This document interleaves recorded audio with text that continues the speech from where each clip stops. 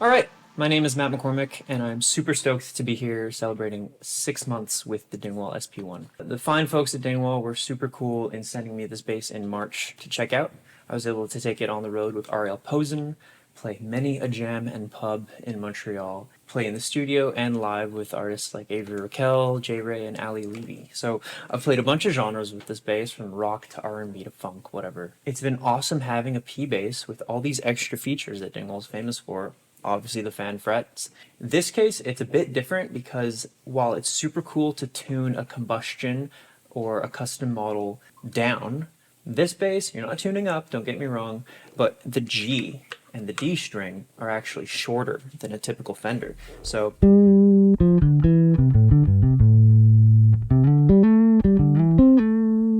you get a much warmer, more rounded sound when you're playing in the higher register, and even just reminiscent of a short scale bass. In this case, it is technically a medium 32-inch G.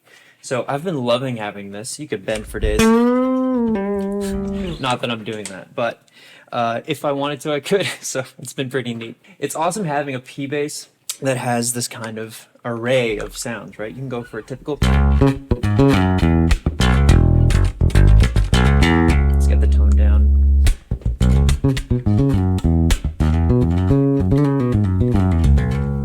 Right?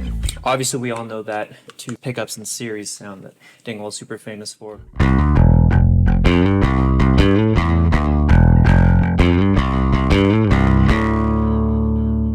Mind you, these strings are a little worn in. It's the way I like them. You can change your strings every day if you want.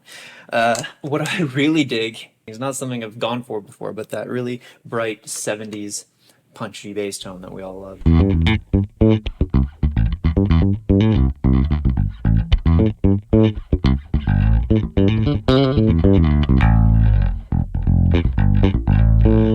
I think that's been really cool. Having these two pickups in parallel, really close together on the D and G string, has been really neat, that bright kind of spanky tone. Lastly, the bridge pickup has been insanely useful. It's the most useful bridge pickup I've ever encountered. It's a lot rounder than a typical J pickup in a bridge, so you get that like... Yeah, that combined with the shorter scale length, it still reads as bass, so that's really cool for solos, but for chords it's still cool.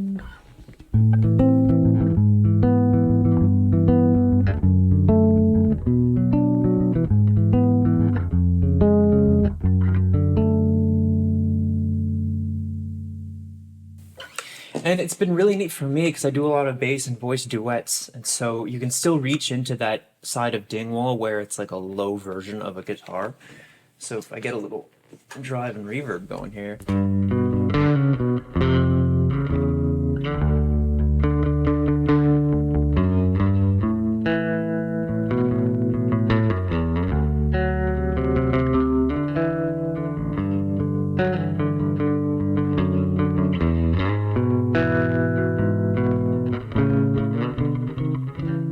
That's been really inspiring for me personally. This bass, honestly, I could take it on any gig. People think it's awesome, especially other bass players that I've let try it. They all say it's got a really cool feeling to it. Not that they should be surprised, because Dingwall is known for feeling awesome. So I'm super stoked for the next 6 months and beyond with this bass, because I know I'm just going to keep learning about it and learning how to make it work on every gig that I can. Because, I mean, come on, it also looks badass. So here we go. Thank you, Dingwall.